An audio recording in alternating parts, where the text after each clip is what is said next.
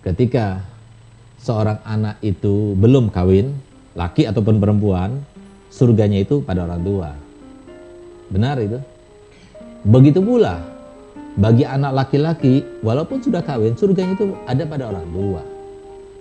Jadi kalau kita ingin tahu Allah ridha atau tidak, mudah. Tinggal bagaimana orang tua kita. Dan orang tua kita ini adalah orang tua yang bijak, yang cintanya itu abadi sepanjang masa. Ya, nggak mungkin orang tua itu dikatakan, Ma, Abi, kamu ridho sih? Apa enggak kepadaku? Pasti bilang ridho, walaupun hati itu nggak ridho. Itu orang tua. Nggak ada orang tua yang mengatakan kemudian, Bi, Ma, aku minta ini. Enggak boleh. Atau menolak, enggak. Dia berusaha bagaimana caranya menyenangkan anaknya. Itu orang tua. Kenapa? Orang tua itu takut sampai dia itu menyesal. Kalau nggak dikasih nanti takut ada apa-apa pada anaknya atau ada apa-apa pada orang tuanya sehingga dia menyesal. Dia nggak mau. Selama dia itu mampu dan tidak membahayakan, dia akan kasih. Cintanya abadi. Ya. Anak laki walaupun sudah kawin tetap hak yang pertama dan ridhonya Allah tergantung pada orang tua. Keluarga nomor berapa? Apalagi istri nomor berapa? Ya. Nah, tapi kalau seorang wanita tidak. Ketika belum kawin, surganya adalah orang tua. Dan nerakanya juga orang tua. Tapi begitu dia kawin, maka berubah keadaannya. Yang tadinya orang tua, sekarang sudah bukan lagi suami. Innama jannatuki wa naruki fi yadi zaujiki. Surgamu dan nerakamu itu adalah berada di tangan suamimu. Tinggal tanya saja. Tapi kalau suami ditanya, kamu ridho nggak sih sama aku? Pasti dijawab ridho. Karena apa? Kalau nggak dijawab ridho, pasti dia marah. Nah itu masalahnya. Oleh karenanya, jadi cinta itu ungkapan, bukan sebuah ungkapan perasaan, bukan sebuah ungkapan kata-kata. Kalau semua dikatakan, setiap suami pasti ditanyakan, iya aku cinta, aku rindu sama kamu, aku senang. Tapi hatinya belum tentu. Kenapa? Karena hati nggak mungkin bohong. Sementara mulut mungkin bohong. Walaupun bohongnya tidak apa-apa, karena dia berkhawatir. Sebagaimana disebutkan Nabi SAW, kebohongan dalam 3 hal tidak apa-apa. Yang pertama karena kebenaran, yang kedua dalam peperangan, yang ketiga antara suami istri yang terkait dengan supaya lebih terbina romantisme di antara keduanya. Itu nggak apa-apa. Tapi hati nggak bisa dibohongi. Nah, oleh karena itu ungkapan perasaan itulah yang bisa menunjukkan. Nah sekarang kalau sudah suami nggak ada lagi, habis sudah. Kembali lagi pada orang tua. Cuma kesempatan yang begitu besar dan dahsyat di dalam meraih ridho Allah, di dalam meraih tingkatan yang tinggi sisi Allah, nggak ada lagi sudah. Kalau sudah suami meninggal.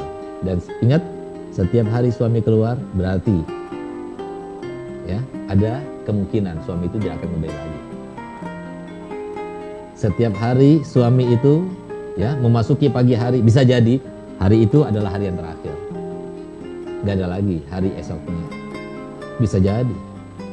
Nah oleh karenanya itu kan yang penting itu ridho suami di atas ridho kita.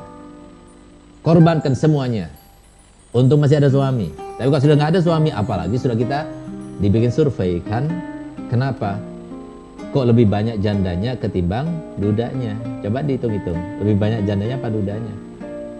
Lebih banyak jandanya. Kenapa demikian? Karena laki-laki itu umumnya berlapang dada karena akalnya lebih sempurna. Jadi menghadapi perempuan itu ya bukan dengan apa? Dengan akal. Kalau dengan akal jadinya seperti itu. Akhirnya nggak ada ketemunya. Nah, sehingga apa? Kita harus menyesuaikan dengan akalnya mereka karena dia bukan setara dengan kita laki-laki. Nah, gitu loh. Harusnya seperti itu. Jadi nggak pantas laki-laki berantem sama istrinya, nggak level lah gitu loh. Nah, perempuan sama perempuan silakan, laki-laki sama laki-laki, laki sama perempuan berantem, nggak pantas gitu. Bukan levelnya. Nah, oleh karena itu, kalau laki-laki itu ada masalah disimpan banyak masalahnya, akhirnya pikiran penyakitan, akhirnya jantungan cepat mati.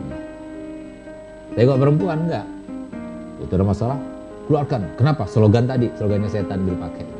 Jangan disimpan, diungkapin saja. Kenapa? Nanti jadi penyakit, jantungan nanti. Tapi tunggu aja nanti kalau di kuburan dipentung sama malaikat nanti. Nah, oleh karenanya jangan. Tahan, sakit hatinya Ustaz, biarin tahan, di situ ada surga. Ingat kan? Kapan kita menemui Allah? Kapan kita merasakan Allah dekat kepada kita? Kapan? Ketika kita bahagia?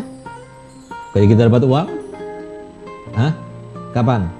Justru ketika kita kesusahan, kesedihan, ada problema, baru kita pergi ke masjid, minta kepada Allah. Khusyuk sholatnya, yang biasanya sholatnya biasa-biasa, khusyuk sekarang. Yang biasanya nggak pernah datang kepada orang alim, datang kepada orang alim, minta doa. Yang nggak pernah ziarah kepada orang wali, sekarang ziarah. Kenapa? Di situ ada Allah. Kesusahan itu ada Allah. Bahkan kalau kita ingin tahu, ya,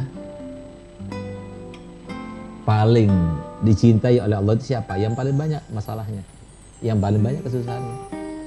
Sesuai dengan sabda Nabi SAW, "Idza habballahu abdan ibtala." Kalau Allah Ta'ala sudah cinta pada seorang, akan diberikan cobaan demi cobaan kepadanya. Ayo lawan. Berasa, jangan diikuti apa kata gue, jangan. Ya, apa kata hati kita, jangan. Lawan walaupun sakit. Nanti lama kelamaan tidak akan sakit lagi. Sebagaimana dikatakan oleh Imam Busiri, an-nafsu katifli in tuhmilhu syabba ala hubbir radai wa in taftimhu nyafatin. Jadi harus dikekang. Jadi nggak ada jalan lain. Jadi nafsu itu harus kekang, dilawan. Nanti pertama berat sekali, lama kelamaan ringan jadi kebiasaan. Kalau sudah jadi kebiasaan, nikmat rasanya. Sama seperti kenapa kita makan? Karena kebiasaan. Nah, karena kebiasaan makan, jadi kalau nggak makan nggak enak. Kenapa kita tidur? Karena kebiasaan.